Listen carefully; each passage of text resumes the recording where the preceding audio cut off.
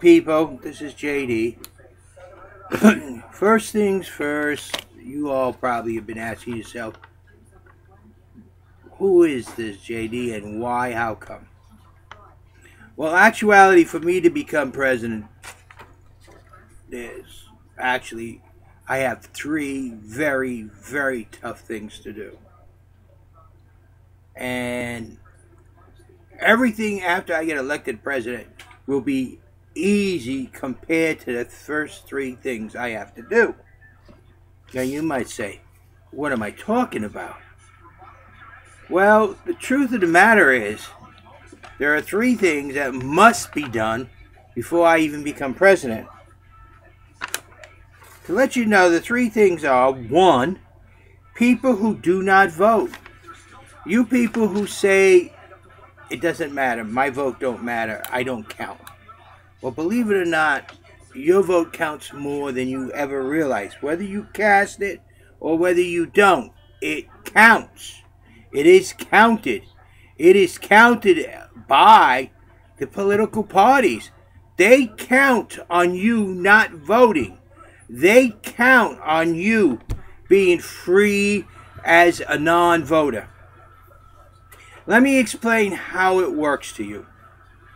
Congress has been watching the non-voters for a long time and been realizing they have a lot of power by not voting. So what they did is they said, well, if we really want to get something through Congress and not look like we're doing it, we should take the non-voters' attitude.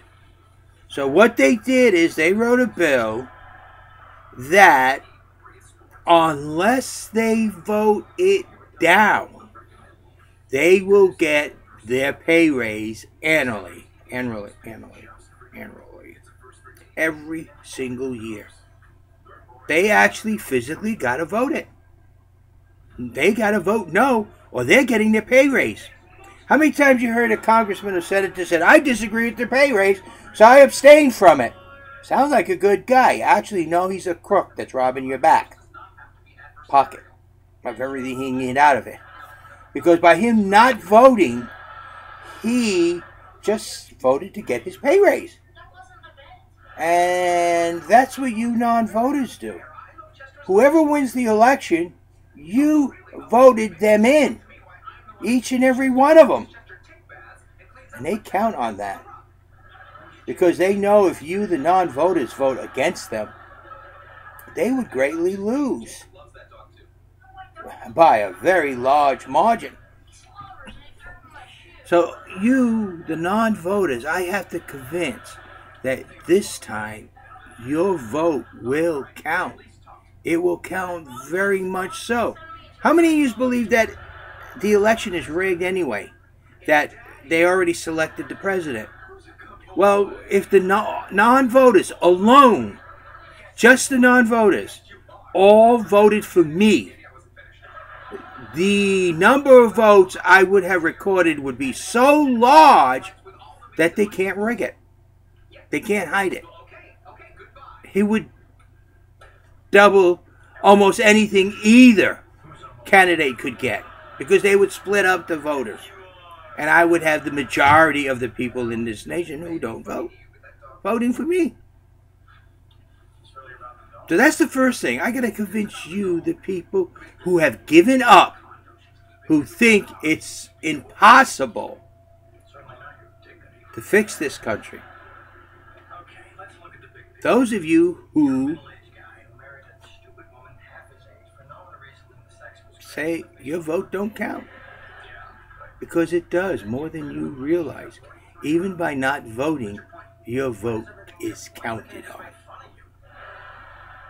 Now, next is the independent.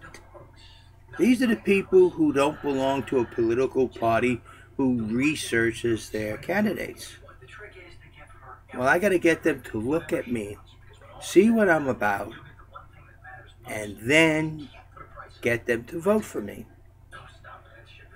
Now, if I have the non-voters voting and the independent voting, I got 75% of the people in this nation that is eligible to vote, voting for me. that will be extremely hard for any country to rig or fix. Plus, we'll have the largest voters turnout.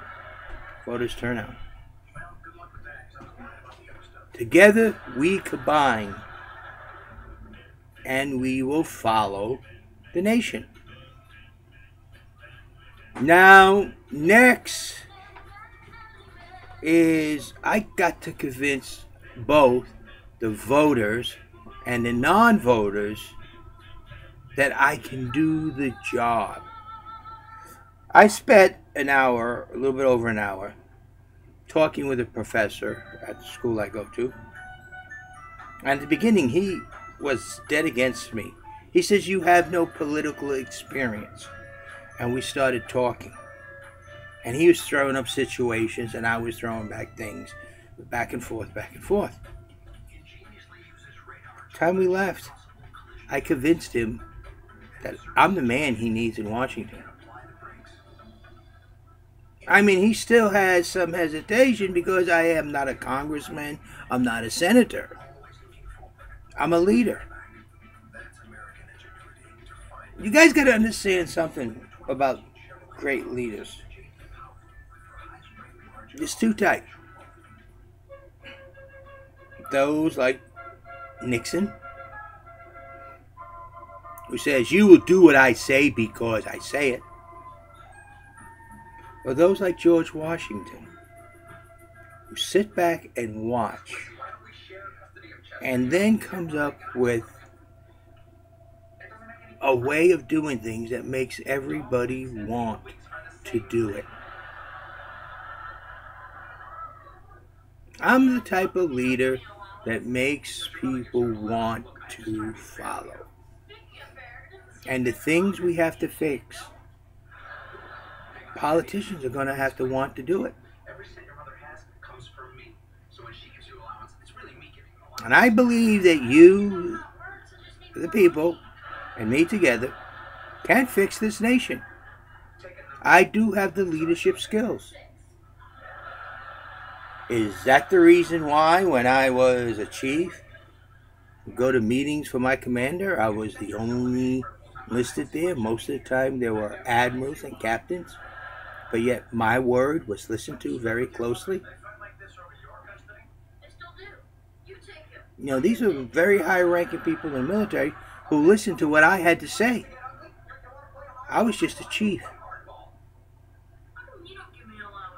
But the way I presented things, the way I did things, made them want to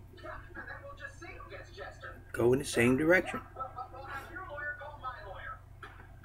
The biggest problem I had in the military was the chief directly over me in AIMD, because he did not like that captains and admirals asked for me and totally bypassed him when he was a master chief and I was just a plain ordinary chief. But I had the leadership skills to get the job done. I had the leadership ability to do the job. And I had the leadership foresight to stand back and look to what was needed. And then I would tell all. I wouldn't keep it a secret. I would let them know what needs to be done and say, "Hey, we got to do it." I might say, "Hey, we got to do it. This is the way we got to do it." Or I might say, "Hey, we got to do it. Come on. How are we going to do it?" But it's got to be done. But I do have the leadership skills. So you have to decide, what do you want for a president? Do you want a leader or a politician? This country doesn't need a politician. It never did. Let me give you a small example. Okay, now how many times have you heard me say, if you listen to my videos, that every nation is a sovereign nation, and we as the United States has to respect that sovereign nation? Now, how would I handle Egypt and Syria? Okay, first, I want to know why the rebels in Syria are fighting when they're getting ever so close to a national election to elect a new president. They're not even a year away now, but the fighting they're causing, the president can call martial law, cancel the election. But if they didn't fight, they could vote him out. Why are they doing this? I'm going to tell you why in a minute. And how about Egypt? Egypt's trying to go from a dictatorship, a military dictatorship, to a democracy or a republic. You know, why can't we respect the sovereignty of the nation and let the people of the nation? I would sit down with the Egyptian people and say, look, take our own history. See what was accomplished by it. See how what you're doing is wrong. It's not working. Now you may say, whoa, whoa, whoa, wait a minute. We had a great history. Did we have a great history? Was we as smooth as it all seems today? I don't think so. Let me bring something to you, a little time frame. The Revolutionary War ended in 1781. October 1781. It ended. Okay? The Constitution became the Constitution, was ratified in 1789. Now, the country was formed. No, the country had not yet been formed yet. Even though the Constitution said it was, it still was not. You all seem to be forgetting that between April of 1861 and April of 1865, we went through a civil war to decide whether the Constitution was going to be the law of the land. That all men are created equal, as in our Declaration of Independence. See, here's another fact you don't realize. The Revolutionary War actually began in April 1775, not July 4th, 1776. July 4th, 1776 is when the Declaration of Independence was signed. April 15th, 1775 is when the British marched on Lexington. Little facts there, you know? Interesting little thing. We did not have that nice, smooth transition from a colony to the United States of America. Matter of fact, you know, you talk about 1,000 people dying in Syria. Do you know that there was 617,000 people that died in the Civil War? Do you know that 375,000 people were wounded in the Civil War? Think about that. This was a war to form the Union. This was actually the ending, the forming of the United States into a federal government. This is where it happened. It didn't happen overnight. I mean, look. Just look at the dates, okay? The end of the Revolutionary War, 1781, I believe. Okay? To 1865. The Constitution was ratified in 1789. And with the Constitution, 1789, and still the Civil War, 1861, 1865. What Egypt is going through right now is what we went through for almost 100 years. We got to sit with the people and say, look, here's the history of the United States. We weren't that great. We didn't instantly become a free, independent, sovereign nation. You got 3,000 years of history there, and you people can't sit down and talk among yourself. You can't learn from our mistakes, our errors. We didn't get to where we are today because we were great. We stumbled along the way, just like the other countries. We have to allow them. Unfortunately, yes, lives are being spent. We can give them an example and stand there and say, hey, it didn't work. Fighting doesn't work. It kills people. sitting down and talking. Look at the building that the United States had to do. Actually, the Civil War didn't end, really, because when was the Civil Rights Marches? When was the Civil Rights riots? Oh, that was done in the 60s and 70s. Whoa, you mean 1960, 1970? Yes, these are the things that happened to form this country. Why do you think the blacks don't trust the government? The Civil War ended in 1865, but they didn't get their rights protected till the 70s. And now the Supreme Court says, hey, it looks like everything's okay. We don't need all this protection. And the African Americans say, whoa, wait a minute. We don't trust you.